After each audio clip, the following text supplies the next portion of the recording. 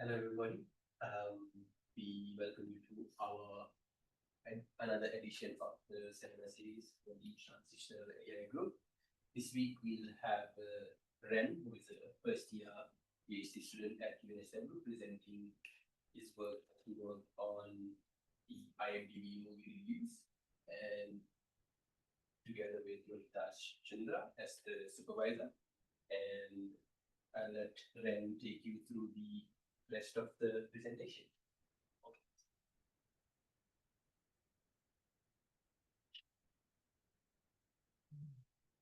Is it recording?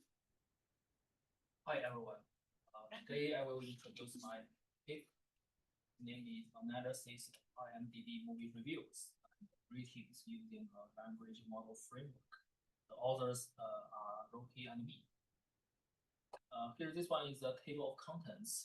Later I will explain everyone very clearly from the introduction to my book and Okay, here this is the history and the background of NLP. We can hear from the... Can you increase your voice? Okay. From the 1950s to 1980s, the NLP only have some rule-based approaches. They are the fundamentals. And from the 1980s to 2000s, here we have the rise of statistical methods and early neural models come to us. And from the 2000s to now, we have the deep learning. We have the deep learning and the transformer-based architectures and the large language models. They revolutionize NLP capabilities. I think the deep learning and the transformer-based architectures are more important things for the large language models, because now some very popular LLMs such as GPT, it's based on the transformer. So we need to master these things very well. Now here is the applications of the NLP. It can help us to the language translation, smart assistance, document analysis, online searches, and so on. But in this study, we focus on the sentiment analysis, abuse detection, and the summarization. Summarization is a text generation. Okay, here are some major methods. In my paper, I talked about something. First is the word embedding. Here the techniques have the word to back the globe. But in this paper, I only use the globe. This word embedding can help us convert the English words, Chinese words, and even other language into the vectors. The vectors are the features. It can help us know the meaning of every sentence. Here, the CNN and the RNN, I don't think they are the sorter techniques, because now we have the large language models. They can help us handle some NLP tasks better than CNN and RNN. Here is a transformer model, BERT and Roberta and these Gilbert. There are some better ways. They use the self-attention to achieve state-of-the-art results in NLP tasks. As I just said, in this paper, we involving the text generation. So text generation is from sequence to sequence. So here we need to talk about the sequence-to-sequence models. It's BART and the T5. Even though T5 is a very good model, but parameters, the number of parameters is very big. So I don't think T5 is always a good solution for all the things. But this model, its name is BART. BART models are based on the regressive. We all know that the autoregressive is good at the sequential data, and the diffusion models, they are good at the images. So here I chose the BART to do the summarization and paraphrasing and other generation tasks. The last one is transfer learning. This one is the most important part for this paper because many people now use some fine-tuned models, and they can help us reduce the data requirements and boost the performance across different domains. In this paper, we have three tasks. It contains abuse detection, sentiment analysis, and text summarization. For the abuse detection and the sentiment analysis, I think BERT is always very good, but BERT is not very good. I think the distill BERT, I choose the distill BERT to handle these tasks because distill BERT is very small. The number of its parameters are very small, but the accuracy of distill BERT is 97% of the original model BERT. So here, I think I can focus on the efficiency. I think the distill BERT can save much time for these tasks, abuse detection and sentiment analysis. Everyone can get this BERT from the Hugging Face. It's open source.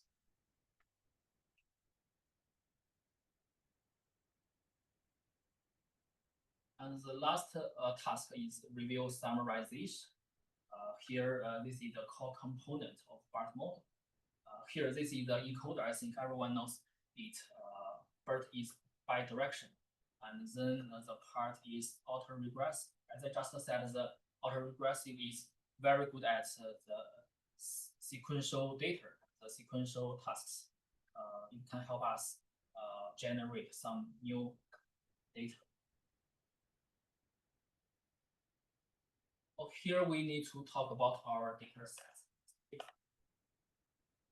IMDb movie reviews data set. We used some APIs to extract the movie reviews from the IMDb movie website, and we have over 137,000 movie reviews collected from around 8,000 movies on IMDb.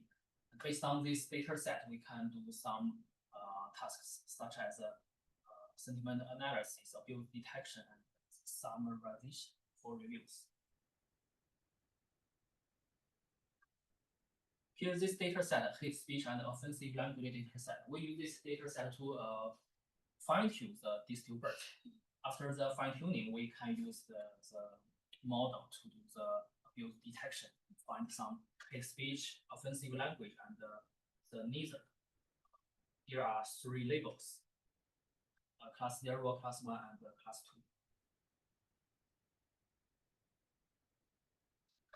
I want to emphasize this data set. It's a very good data set from Google. The name is Go Emotions. I think for most of people, they prefer to do the sentiment analysis based on three labels: the positive, negative, and even the neutral. I think it's very boring. So here I chose this data set, Go Emotions. It contains 58,000 English Reddit comments, and it has 27 emotion categories plus a neutral label. Because I want to detect some subtle emotions in movie reviews, so this data set can bring a challenge. Many fragrant emotions overlap or resemble each other. And this data set brings me many problems. I think everyone should focus on this set.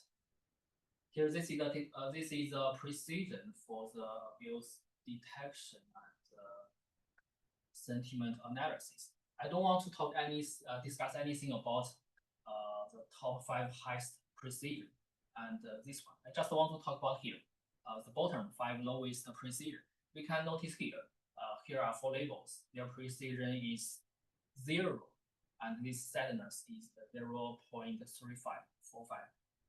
why did this situation occur? And first we need to look at here.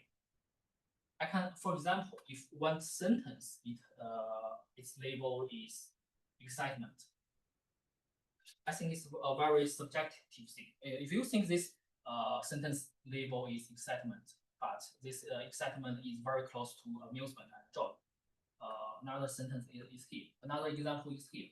If you say one sentence, its emotion is surprise, but someone think its realization or curiosity. We know that the surprise is close to this curiosity and realization. Even humans cannot classify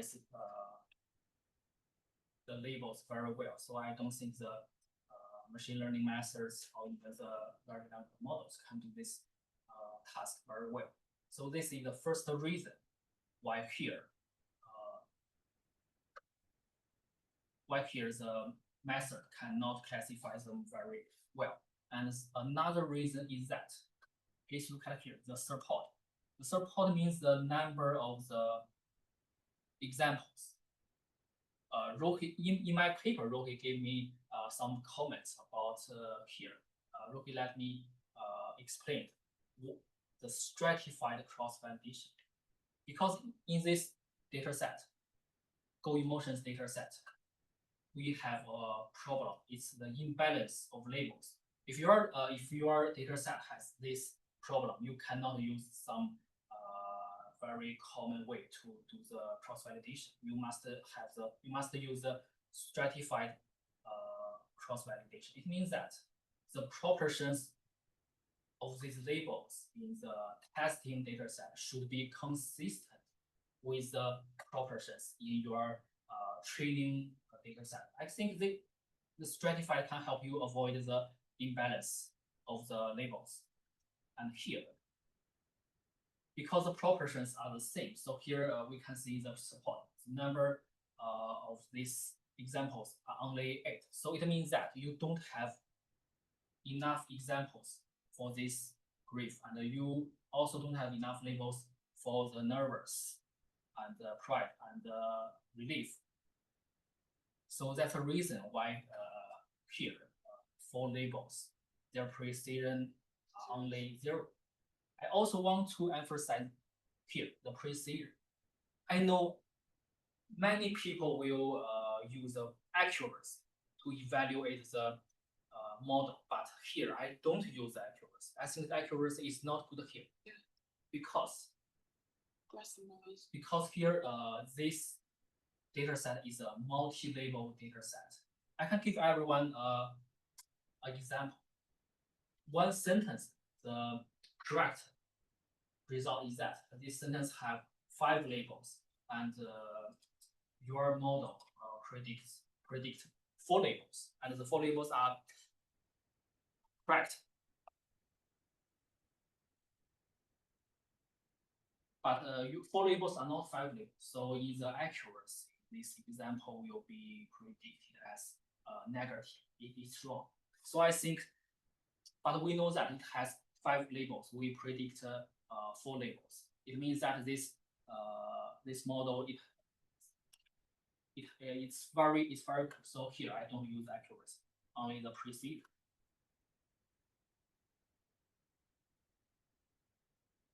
Okay, now this is a technical framework.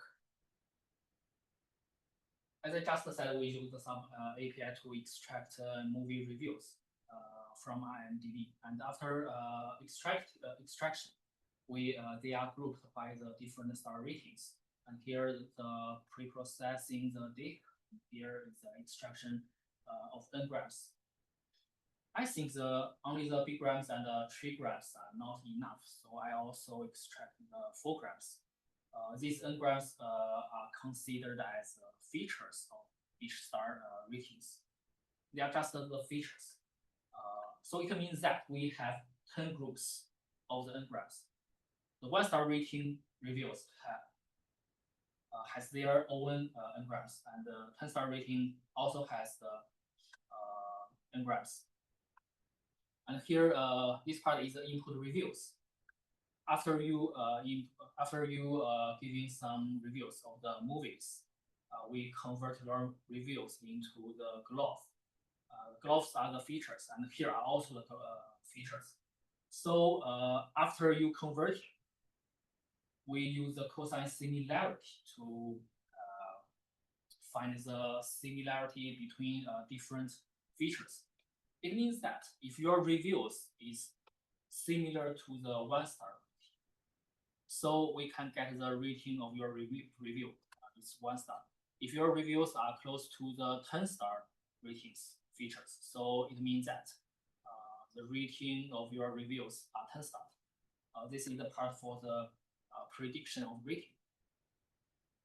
And here, after you input some reviews, here this is our models. We can handle the abuse detection and the sentiment analysis and the summarization. After you finish these tasks, we do the last part. It's the quantization and visualization of ratings, abuse, safety content, detection, sentiment analysis, and the summarization. This is my technical framework. And here, this is the visualization from 1 star to 10 star. This is also from 1 star to 10 star. Because the length of the comments are very different, I think the mean value cannot represent them very well. So here I use the median review length. We can see here the 1 star and the 2 star, the 9 star and the 10 star, they don't want to write more words, but from the 4 star to 7 stars, we prefer to write more and more words and to express their own opinions. Here, this is the average sentiment intensity. I think this is in line with our common sense, because if you want to write some reviews, comments, you prefer to use fewer words to express some extreme emotions. From the 1 star to 3 star, from the 8 star to 10 star, the sentiment intensity are higher. But from the 4 star to 7 star, the intensity are lower. I think both of them are in line with our common sense. Here, this is the n-grams. This is the results of n-grams and the abuse detection. This one is 2 grams, and here is 3 grams. This one is 5 grams. This one is 3 grams. It looks a bit racist because we can see here black man, white people, black women, and black man help white people, ours black women. Here, this don't know badass, waste time, don't waste time, worst movie ever. And here, this is abuse detection from the 1 star to 10 star. We have 2 labels, the hate speech and the offensive speech. I don't think, in fact, I think my results are correct, but I don't think it represents the real results, because on IMDb website, I think it must have the filtering system. It will filter some very bad words. So this is only the results of those better words. The hate speech, the percentage of hate speech is close to 0, and the offensive language, the percentage of it is higher. Here, this one is the highest, 2.5, and this one is close to 0.5.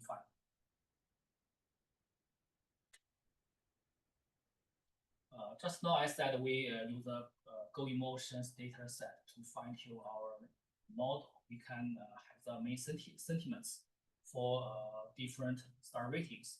Here, this graph from the left to right. This one is 1 star to 3 star. This one is 4 star to 6 star. And here, this one is 7 star to 10 star. We can know the main sentiments. For the negative reviews, they express annoyance, disapproval, neutral, and disappointment. For those positive reviews, they express the admiration, approval, and neutral. This one is from 4-star to 6-star. The main emotions are neutral, admiration, and approval. And here this is the percentage. It means 20%, 16%, 12%. And here this is the summarization. We have 5 labels: the storyline, cinematography, rewatchability, and acting, soundtrack. We can see this line. It means rewatchability. It means that for most of the reviews, people will always talk about if they want to watch this movie again. And here, this green line is cinematography. It means that people don't always focus on the cinematography of the movies. And here's the acting. Except the rewatchability, people always talk about the acting because they think the acting can help them. Because they think the acting is very interesting. Next one is storyline. This one is the soundtrack.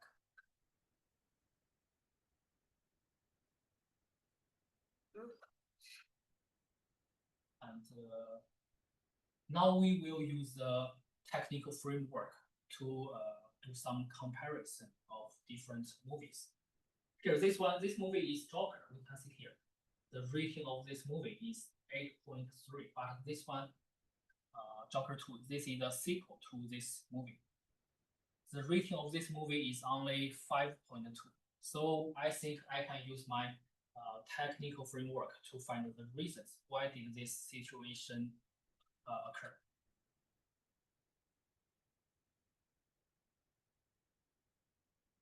Just now I said the reviews are very different. The length of them are very long, so I omitted some unimportant parts. So it has 5 columns: review highlights, IMDb rating, abuse detection, and sentiment and summary. Left image is Joker 1, and this image is a sequel to Joker.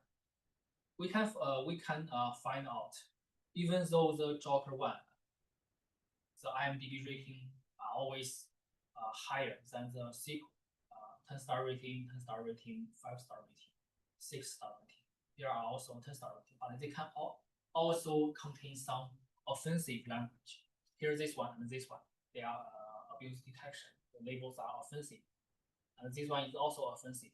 But for this part, even though their IMDb rating is 4, here 1, 1, 2, but they we can see here their abuse detection is neither. It's not offensive and hate speech.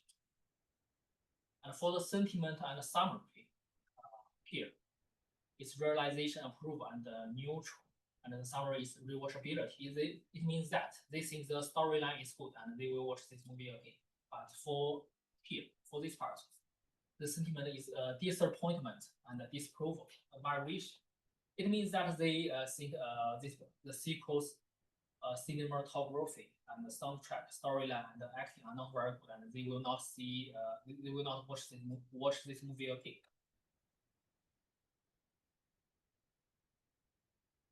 Next one is about the 5 labels. Here, this one, it means the number of these 1-star rating reviews. And it has 5 labels: storyline, acting, soundtrack, cinematography, rewatchability. We can find that the probability of rewatchability and acting are higher than other labels. It means that people want the directors to improve the rewatcher, the acting, and they prefer to talk about if they want to watch this movie again. And for the sequel to the Joker, you can see here the probability of rewatchability is close to the soundtrack, acting, and the storyline. It means that the sequel to the Joker, people will talk about these labels, the watchability, the soundtrack, acting, and the storyline. They think all of them are not very good. So if the directors can know these results, maybe they can know improve which one of the movie. And here, this is the comparison. This is the main results. This is the main sentiments of the two movies. This one, the red line, the red bar is the admiration. We can see here. The admiration is very high. Here, it's also very high, but for the disappointment, it's orange bar. This one is not very high, but the probability of disappointment in this graph is higher than the first graph. It means that they express more disappointment to the sequel of the Joker. Okay, here's the conclusion of my study. I think this study collected and produced a data set containing over 137,000 comments. And it also provides the impetus for the development of the film industry. And the most important, I want to have some conclusions for myself. I think the first two papers focused more on the application of large language models on Hollywood movies data. I think I have prepared some better ideas and some innovations for the next project. Okay, here this is our code and data on GitHub and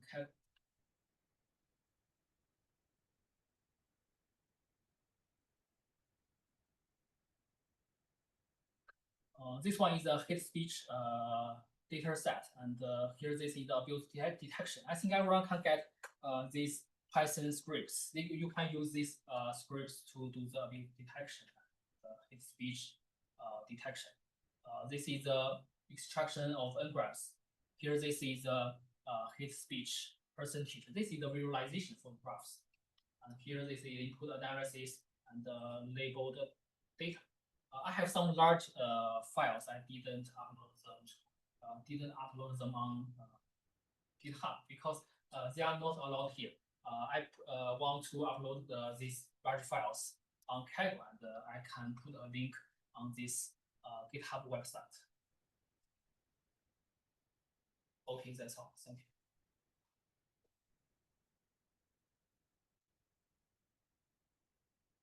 For your wonderful presentation. Yeah. And we'll take any questions if there are any. Can you open the PowerPoint? Okay. So if there are any questions from Vic or Rohit or Eka. No, actually, I have a question. Yeah. I'll jump to this slide. In this slide, yeah. So I get the notion that okay, for grief, nervousness, pride, and relief, you had very little support and you got zero precision. But what about sadness? It has a higher number of support. It is higher than discussion, but the precision is much lower. Yeah, I can explain. I can explain it here. Yeah. About the sadness. Okay, I want to talk about the disgust. After this one, I can get sadness. We can see here the disgust. The precision of this one is 0.8. It's very high, but the recall, this one is only 0.5. The F1 score is not very high. It's only 0.6. You can see here, the number of it is only 41. So as I just said now, it's the precision.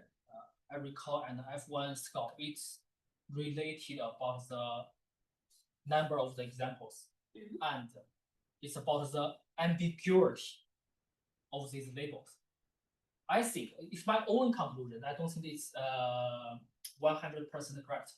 I think here are two reasons. for this one, 142, I don't think it's this number is very large, right? Yeah. And another reason is that this label sadness, I think there are many labels, they are close to the sadness. Even people cannot classify it very well. So I think the model predict the sadness as other labels. But for the grief and the nervous, why here they are the zeros? It's about the number of the labels. If there are more labels close to this label, then you will get a lower precision. If there are not many labels close to your sadness, then your precision recall will be higher than these labels. Do you understand it? Okay. Yeah, does that mean, because that's an interesting thing you said there, does that mean that the model actually was not reading them accurately? Is it possible to have like the true positive predicted, false predicted, to be able to ascertain? Because if the number of samples or support is higher than that of the discourse, the precision and the record tend to be very lower than that of the discourse. So is it possible or a way to like have the true positive and the false negative to see how it classified them? Maybe something that can give fair more to know if it was actually classifying the sadness as sadness and the other. I don't know if you get my question or if you get what I'm saying. You can. But right now, do you get what I'm saying? I don't know. I think you can repeat it briefly. Like, when you handle cases of class imbalance, when you have true predicted, false predicted, is there a way to like get the true and false predicted for the sadness? Because when you look at the support, it's higher than the number of samples is higher than that of the discourse, because that's where I even had question than the discourse, and the precision for the discourse tend to be higher than the sadness. So what could actually be the cause? Because as long as the sample is high, you should be able to accurately get more precision. That's what I'm asking. In fact, I don't have their. I have some better solutions or methods to solve this problem.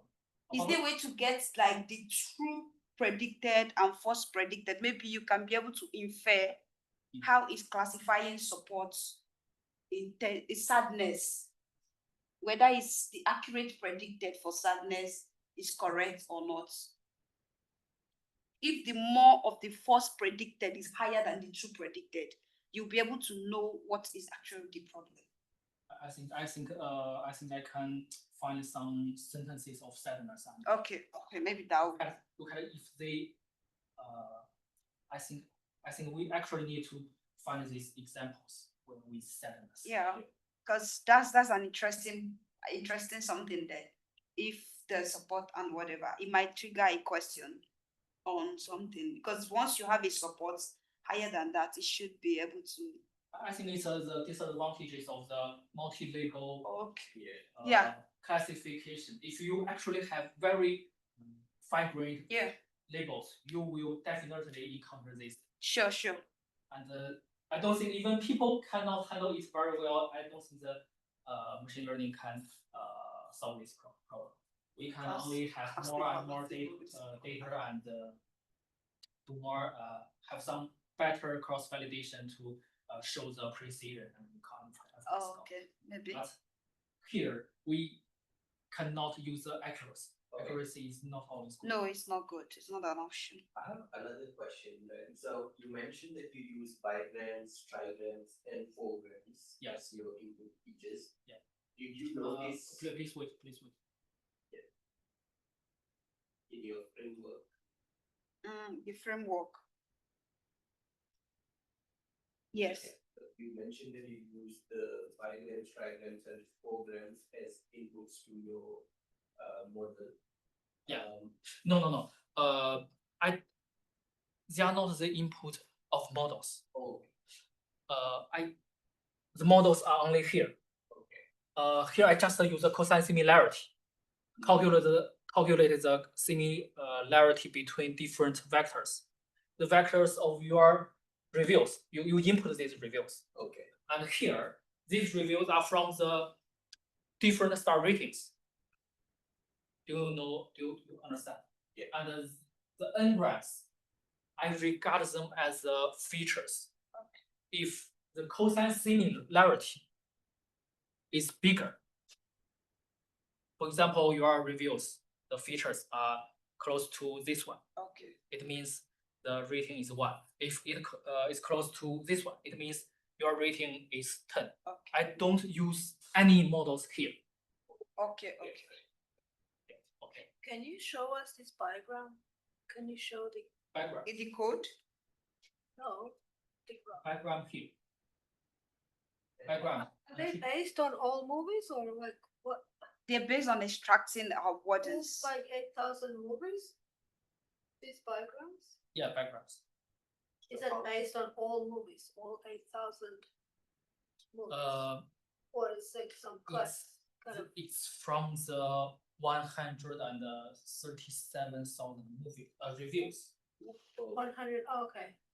But how? But the reviews are from what you said, from the 8,000 movies. How did you collect the movies? Did you read do you have like any systematic On search or IMDb like, on IMDb website, it has some options for you.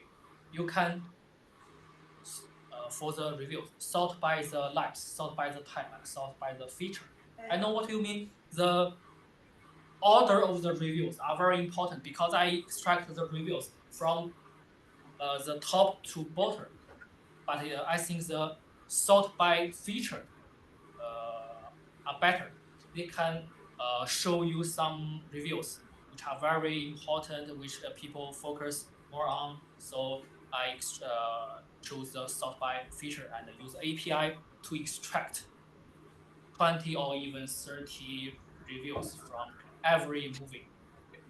And at last, I get the 137,000 movies over this time.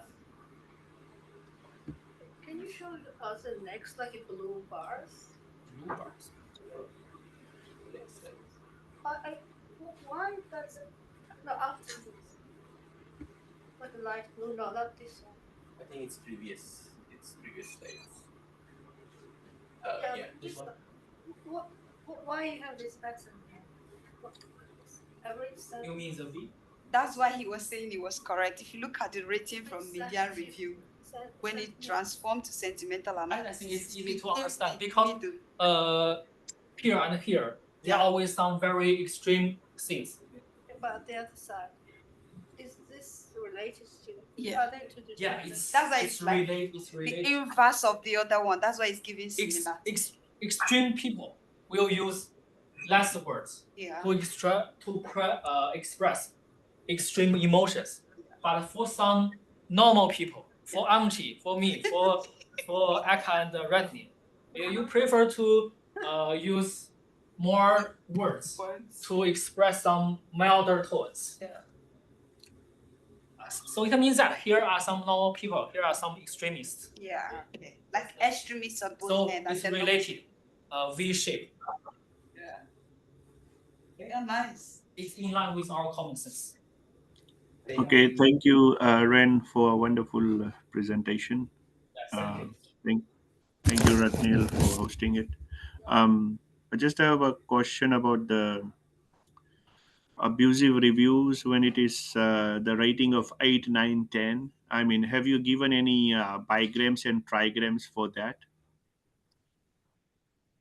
Because I'm just concerned what type of reviews are people giving, which are like hateful speech and offensive. Like you have given bigrams and trigrams, Yeah, but for what rating are they from? What group?